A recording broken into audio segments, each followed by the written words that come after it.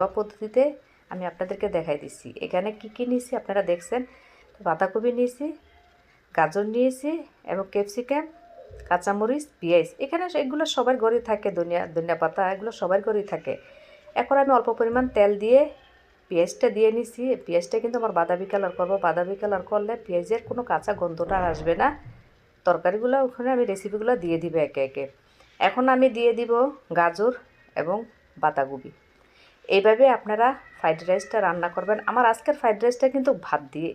অনেকে অনেকভাবে রান্না করে, যেমন চিনি গুঁড়া চাল, বাসমতি চাল দিয়ে রান্না করে। আমি আজকে একদম ঘরোয়া পদ্ধতিতে। দেখা গেছে বাসায় অনেকের ঘরে ভাত থাকে, কি রান্না করব কি করব কোনো ভেবে চিনতে পায় না। যারা জব করে, যারা চাকরি করে বাইরে থেকে, যা সারাদিন আপনি একটা কাজ করে আসছেন, খুব ক্লান্ত দুর্বল, পেটে খিদে, কী করব না করবো এইভাবে আপনি চট করে বানিয়ে নেন। আমি এখানে অল্প একটু পরিমাণ লবণ দিয়ে আমি একটু ঢেকে দিয়েছি। আমার এখন এটা সিদ্ধ হয়ে আসছে।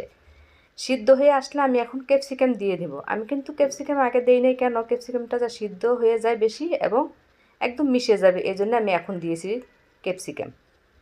এখানে আমি এগুলো আলাদা করে রেখে আমি এখানে 2টা ডিম নিয়েছি। আপনারা চাইলে ডিমের পরিমাণ আরও বাড়াতে পারবেন বা একটা দিলেও হবে। এখানে আমি ডিমটা ভেজে নিব অল্প একটু না লবণ দিয়ে ভালো করে। ডিমটা এখানে আমি ভেজে নিয়ে সবজির সাথে অ্যাড করে নিব।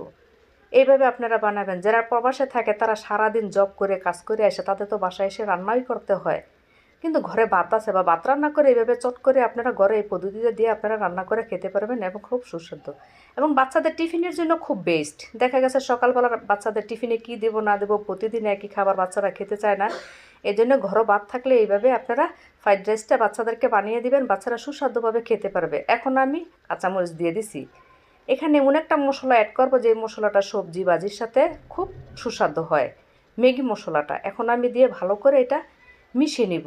মিশিয়ে নেওয়ার পরে আমি এখন ভাতগুলা দিয়ে নিব। ভাতগুলা দিয়ে আমি ভালো করে নাড়াচাড়া দেব। ঘরে সবারই ভাত থাকে। এইভাবে আপনারা এই রেসিপিটা একবার হলে বাসায় বানিয়ে লাঞ্চের জন্য এবং বাচ্চাদের টিফিনের জন্য, ঘরেও খাওয়ার জন্য খুব বেস্ট। এখন আমি অল্প পরিমাণ সস দিয়ে নিয়েছি। অল্পই দিবেন সস, বেশি দেওয়ার দরকার নাই। সসটা দিয়ে এখন আমি ধনিয়া পাতা দিয়ে নিব। ধনিয়া পাতা দিয়ে আপনি ভালো করে নাড়াচাড়া দিয়ে আমার কিন্তু এটা হয়ে আসছে।